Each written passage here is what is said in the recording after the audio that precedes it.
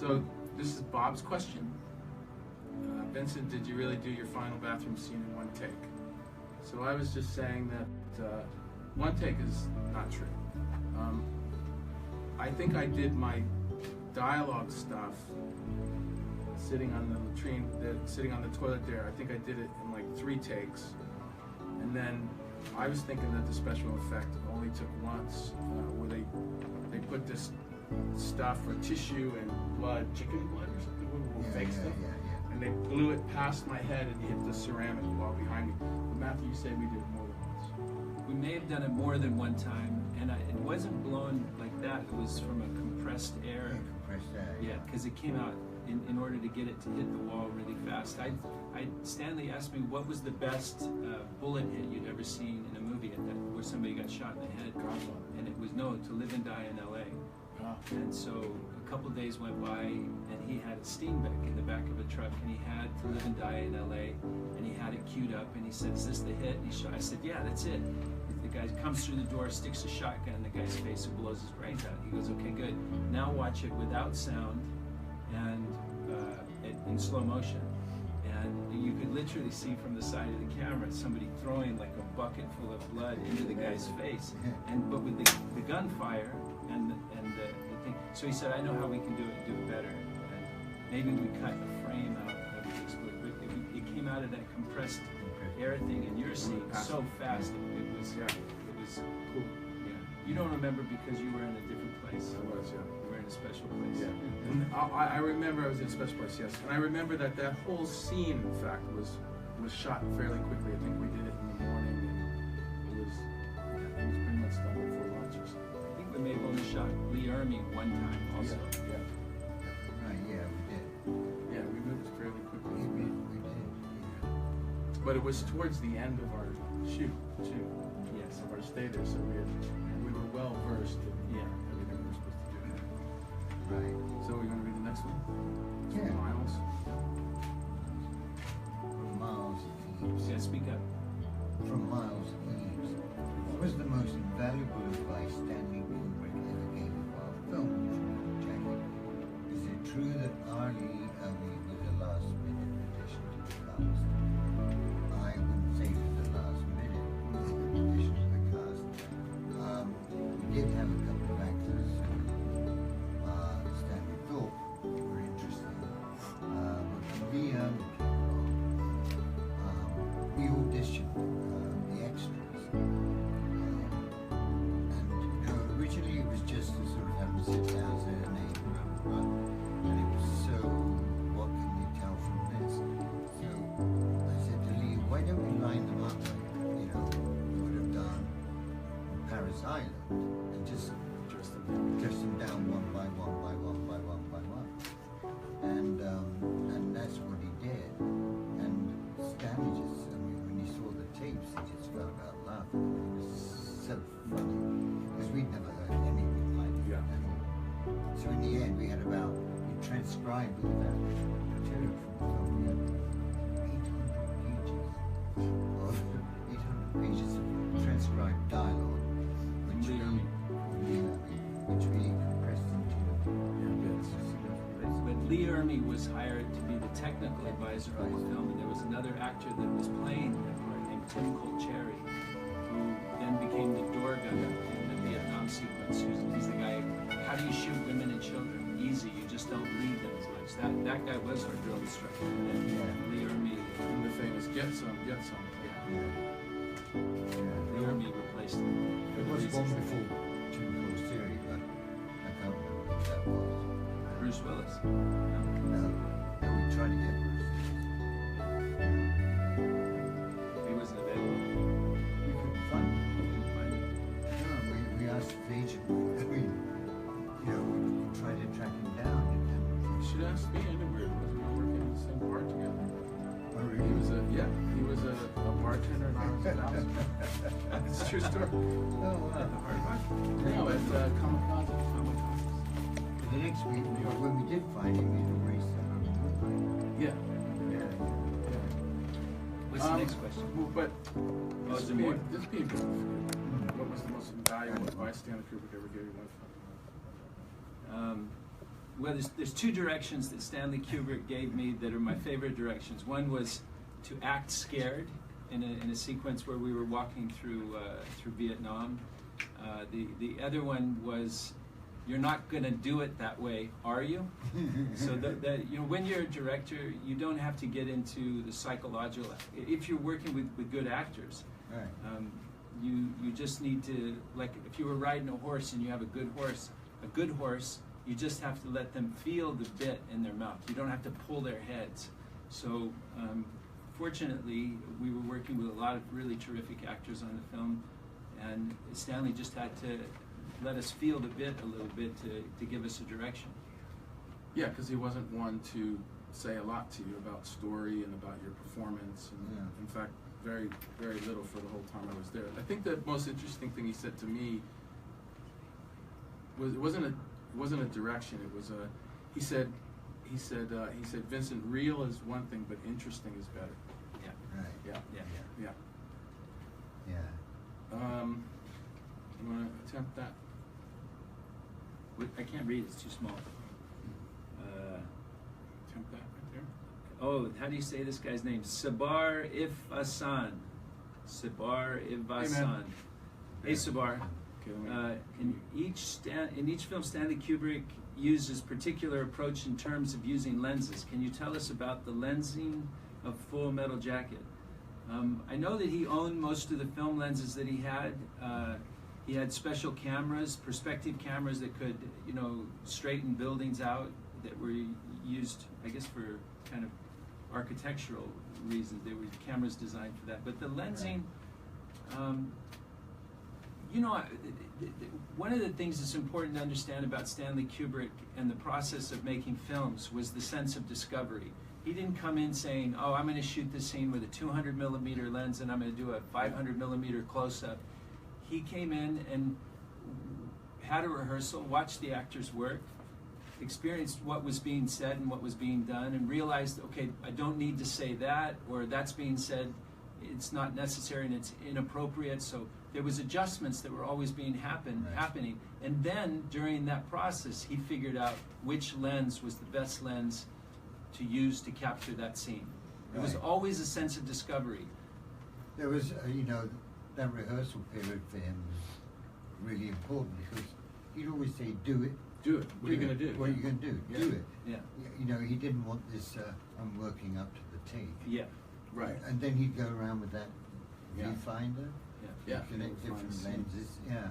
And the more you did it, I mean, it was really a blessing because the more you did it, then, you know, I did some Barry Lyndon, you know, the more secure everything comes in the back of your head. Yeah. So you're not thinking about, oh, I can remember this dialogue, you know. Right. You do, it's in there, it's in there.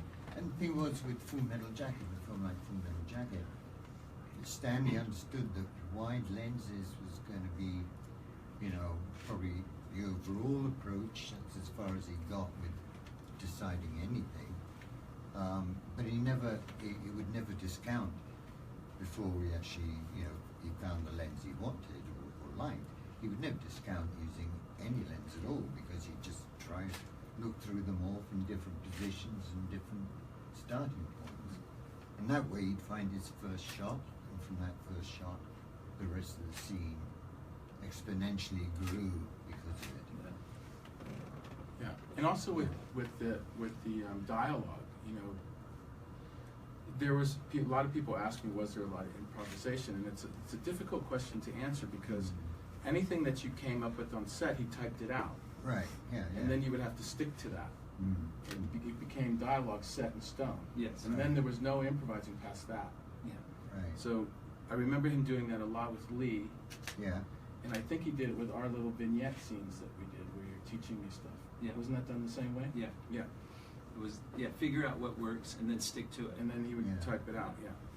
Yeah. Somebody Travis Mark Jones wants to know, was all the sound boomed or was most of it external? I don't know what you mean by No. external, No. but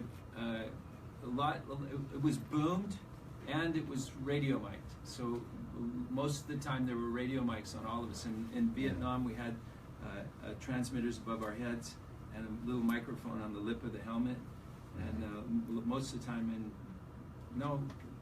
boot camp, a lot of times I felt like we had the radio.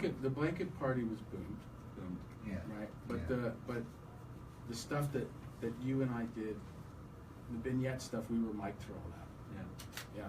And it's good to give a shout out to Edward Ties. Yeah. And Oh, yeah. what was his boom man's name? Oh, Eddie Ties was our sound man. Yeah, He is a genius. And oh shoot, what's his Mark? I can't remember. Yeah. Jonathan Carter is asking, Matthew and Vincent, which scene did you find most difficult to perform?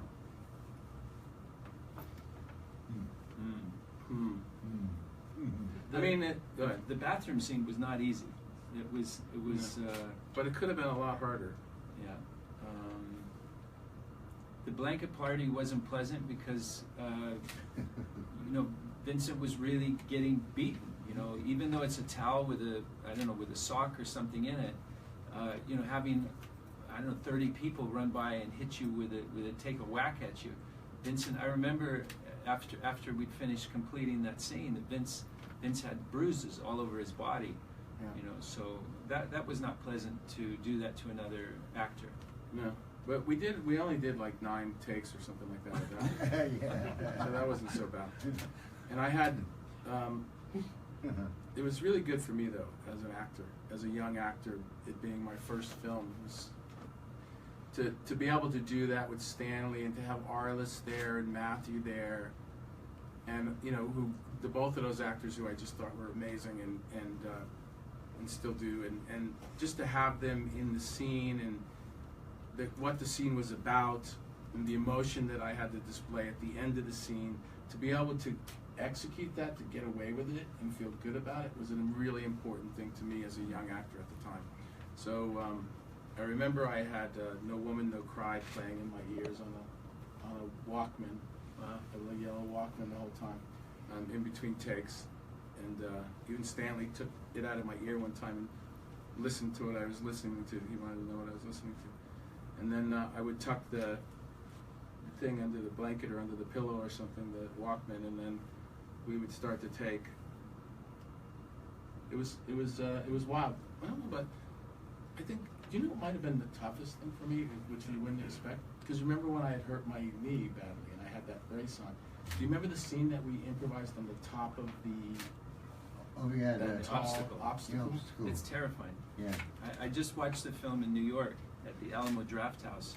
How high was that obstacle? The obstacle was at least 40, 50 feet tall. We weren't was tied off. Right? You were on the top of a telephone pole. Yeah.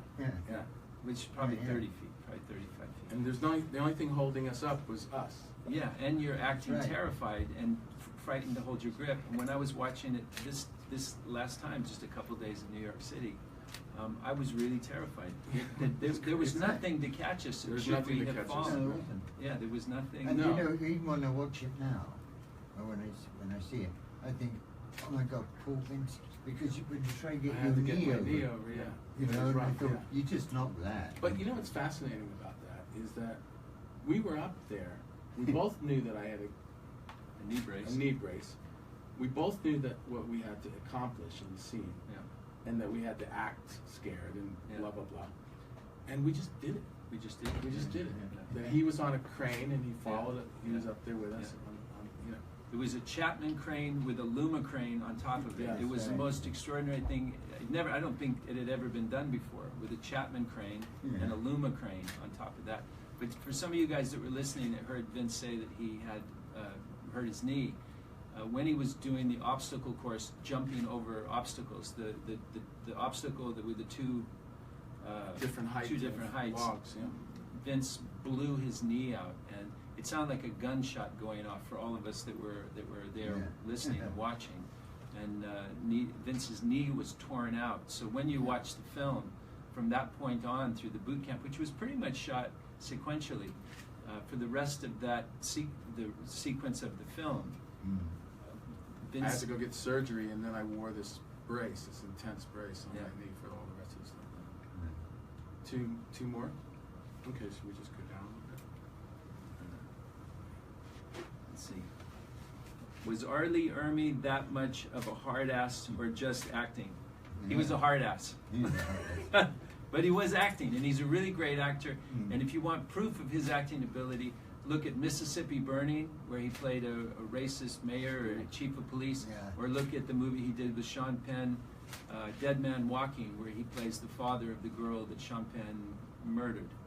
He learned a lot from this man here, Leon Vitali, who really taught and trained and made Leon into the actor that he is today.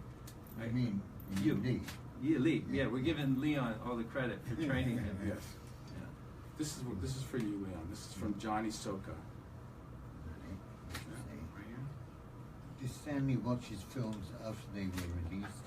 If so, which of his films did he hold in highest regard, and which did he like the least? No, Stanley actually did not really watch his films, apart from looking at them for a technical point of view, like we worked very closely with laboratories, and we actually gave them the color timing and the density and the contrast numbers, and that's what they had to. And was there a while where he was controlling his prints that were going out there in the world? We controlled them. And was there somebody that watched those prints? Yeah. Each print? You. Yeah, absolutely. So I probably should be in the Guinness Book of Records For watching the most watching prints. Several different movies, Elaine Savarol asked Vince, did the soap, the blanket party, really hurt? I think it was styrofoam, wasn't it? Yeah, they were little was still styrofoam there was styrofoam blocks in towels, in towels, yeah. But it left bruises. It left from bruises. Yeah. It's like getting beat up with. Is it Fadzi? Fadzi Rahim asked, were there any alternative ending version of the film?